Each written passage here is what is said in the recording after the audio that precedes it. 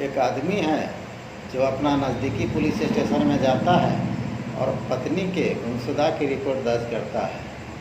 और रिपोर्ट दर्ज करता है तो पुलिस वाले पूछते हैं कि तुम्हारी पत्नी से किसी प्रकार का झगड़ा लड़ाई या कोई किसी प्रकार का बात हुआ है।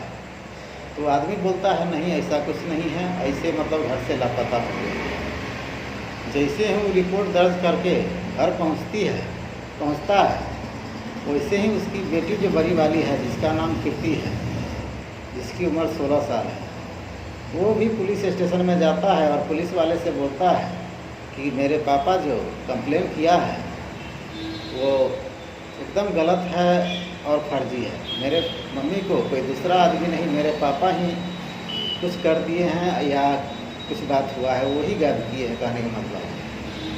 तो पुलिस वाले भी गंभीर रूप से सोचना शुरू कर देते हैं कि आखिर बात क्या है, कि बाप और बेटी दोनों अलग अलग विरोध करता है, अलग अलग शिकायत है। उसके बाद मतलब जैसे ही बेटी बोलते हैं तो फिर पुलिस वाले इसको फ़ोन करते हैं कि तुम कैसा क्या कंप्लेन किया, तुम्हारी बेटी बोल रही है इसी वैसी।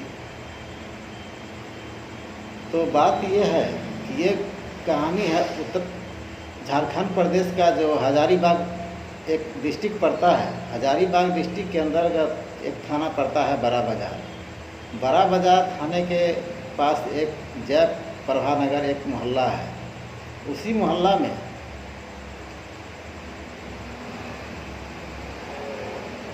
एक विनोद पाठक, जिसकी उम्र है 35 साल, उसकी पत्नी है अन्नू पाठक, उसकी उम्र है 30 साल। और विनोद पाठक है कोयला खनन विभाग में एक सरकारी सर्विस करता है और अच्छा खासा पैसा कमाता है और अच्छा से अपना घर परिवार के साथ रहता है। उसके बाद कुछ दिनों के बाद वो हरिद्वार घूमने के लिए जाता है और हरिद्वार घूमने के लिए जाता है तो वहाँ पर एक मंजू ठाकुर नाम का जो इंस्पेक्टर है उससे मुलाकात होती है। वो भी एक इंस्पेक्टर भी है और प्लस एक पतंजलि का एक बिजनेस भी करता है।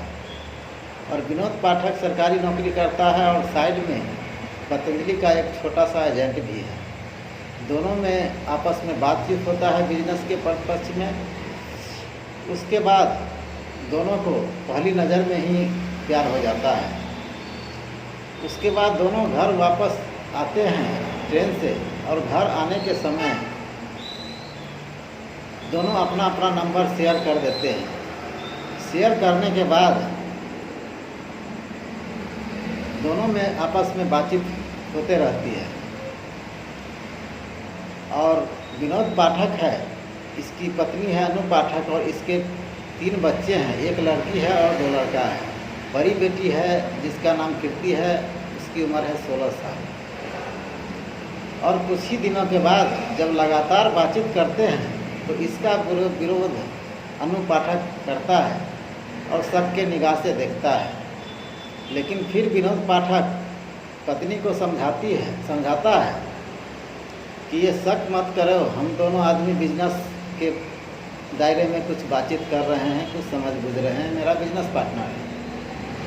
लेकिन अनु पाठक है अपना जिद पे अड़ी रहती है। जिद पे अड़ी रहने के बाद एक दिन कैसे न कैसे गुस्सा में आ जाती है अनु पाठक और विनोद पाठक और मंजू ठाकुर को प्यार इतना परवान चढ़ गया था कि दिन रात बातचीत करता है और बातचीत करने के क्रम में वो मिल नहीं पाता है। लेकिन बिजनेस के ख्याल से मंजू ठाकुर है वो विनोद पाठक के यहाँ बराबर आना जाना लगा रहता है और आना जाना लगा रहता है। इस पर से जो अन्नू है इस पर बड़ा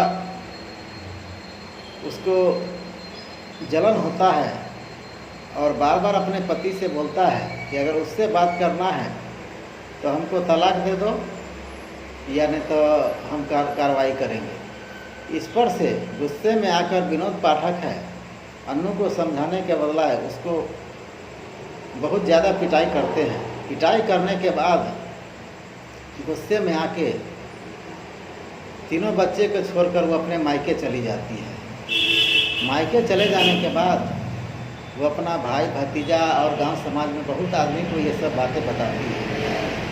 इसके बाद वो सब आदमी से कभी कभी विनोद पाठक के जब बात होता है तो विनोद पाठक को ये बहुत ख़राब लगता है और ये बात पसंद नहीं आता है। उसके बाद अन्नू जब अपने मायके से कुछ दिनों के बाद चली आती है तो विनोद पाठक है वो किसी न किसी बात को लेकर अन्नू पाठक को बहुत गहरा पिटाई कर देता है। पिटाई करने के बाद न वो विरोध करती है न कुछ करती है, न शिकायत करती है न कुछ बोलती है और फिर धीरे धीरे अपना परिवार बसा रहता है। 29 जनवरी 2024 की बात है कि जब मंजू ठाकुर इसके यहाँ आए थे, विनोद अपना ड्यूटी में थे और उसके बाद जो मंजू ठाकुर है वो विनोद से बात कर रहा था। इसी क्रम में जब वो मायके में रहती है उसकी बेटी जो कीर्ति है अपने मम्मी को सूचना दे देती है और जैसे ही उसकी मम्मी को ये सूचना मिलती है फ़ौरन अपने मायके से अपने घर चली आती है। चली आने के बाद जैसे ही देखते हैं विनोद पाठक को वो मंजू से बात कर रहा है, बात क्रम में स्पॉट पकड़ लेता है, उसी समय उसका मोबाइल छीन लेता है। तो इस पर से विनोद पाठक अपना गुस्से में आता है और गुस्से में ले आकर अपना किचन में जाता है और किचन से सब्जी बनाने वाला जो चाकू होता है, सब्जी कटिंग करने वाला, वही चाकू लाता है और अन्नू के गर्दन में लगा देता है और लगाने के बाद उसको ऐसा कर देता है कि उसको स्पॉट मतलब मर जाती है। मरने के बाद मंजू ठाकुर है उससे बात करता है तो मंजू ठाकुर बोलती है कि चलो तुम्हारे रास्ते का कांटा हट गया और इस पर विनोद पाठक है बहुत ज़्यादा डर जाता है और सहम जाता है। इस पर से मंजू ठाकुर को बोलता है कि हम इसका डेड बॉडी को क्या करें।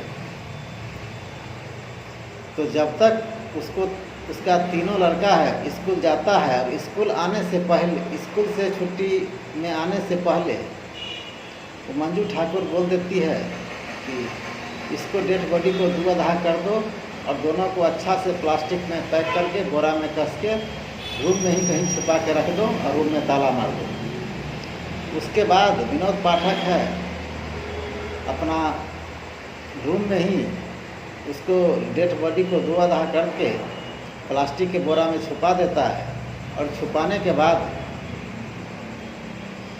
उसको अच्छा से पैक करके पलंग के अंदर रख देता है और उसके बाद ताला मार के चला जाता है। और जैसे ही उसके तीनों मतलब एक लड़की और दो लड़का जो है स्कूल से वापस आता है तो देखता है घर में ताला लगा हुआ है। इसके बाद आस पड़ोस के आदमी से पूछताछ करती है डर के बच्चे लोग, मेरी मम्मी कहाँ है? तो पड़ोस लोग बोलते हैं इसकी जानकारी हमको नहीं है। तो फिर पापा को फ़ोन लगाती है उसकी जो बेटी कीर्ति है सो, और फ़ोन मिलाने के बाद उसके पापा बोलते हैं कि मम्मी गुस्सा में आके मायके चली गई है। इसके बाद वो अपना नानी के यहाँ फ़ोन मिलाती है तो वहाँ भी सूचना मिलता है कि तुम्हारी मम्मी तो यहाँ नहीं आई है। तो इस पर से जो विनोद पाठक है पुलिस में जाके कंप्लेन करता है ताकि शक नहीं हो। तो कंप्लेन में जैसे ही कंप्लेन करता है उसकी बेटी कीर्ति जो है वो इसका विरोध करता है कि इसको कोई और नहीं मेरे पापा ही कहीं छुपा के रखे हैं। तो पुलिस को शक हो जाता है और घर पे आके वेरिफिकेशन करता है और वेरिफिकेशन करने के बाद 29 जनवरी 2024 को ये घटना होती है और 30 जनवरी को कंप्लेन करता है। कंप्लेन होने के बाद पुलिस वाले घर पे आते हैं और सारी जानकारी लेते हैं और पूछते हैं कि उस रूम में ताला क्यों लगा है। और पुलिस वाले को थोड़ा अटपटा महसूस होता है तो पुलिस वाले हैं उस ताला को तोड़ते हैं और घर में बारीकी से तलाशी करते हैं। जैसे ही पलंग के अंदर देखते हैं उसका आँख खुली के खुली रह जाती है। तो इस पर से विनोद पाठक तो था ही, और उसको थाने में ले जाकर गहरी पूछताछ करते हैं और उसका मोबाइल नंबर और जो उसकी उस पत्नी का मोबाइल नंबर दोनों का सीडीआर निकालता है। तो सीडीआर निकालता है तो पता चलता है कि मंजू ठाकुर के नाम से रजिस्टर्ड है, और जिस दिन मृत्यु हुई है करीब 30 बार 12 घंटे के अंदर बात हुआ है। तो कॉल डिटेल के अनुसार मंजू ठाकुर जो इंस्पेक्टर है उसको गिरफ्तार किया जाता है। गिरफ्तार करने के बाद मंजू भी कोई कम नहीं है, वो बेबाकी से जवाब सवाल करता है। जवाब सवाल करने के बाद जब किसी प्रकार का सबूत नहीं मिलता है तो मनोवैज्ञानिक तरह से उसको पूछताछ करता है, तो मंजू ठाकुर है अपना सच्चाई कबूल कर देता है। और सच्चाई कबूल करने के बाद उसको अदालत में पेश किया जाता है और वहीं से उसको जेल भेज दिया जाता है। बात रह गई 6 फरवरी को, जो विनोद पाठक है घर से फरार हो गया था। उसके बाद लोकेशन के अनुसार उसका पता चलने के बाद 6 फरवरी को उसको भी गिरफ्तार करके अदालत में पेश किया जाता है और वहीं से उसको जेल भेज दिया जाता है। तो गांव में ऐसी घटनाएं घटती रहती है। आप लोग सावधान रहें, सजग रहें, जहाँ भी रहें सुरक्षित रहें। और आप क्या कहते हैं इस घटना के उद्देश्य से मेरे कमेंट बॉक्स में लिख के बताओ। जय हिंद, जय भारत।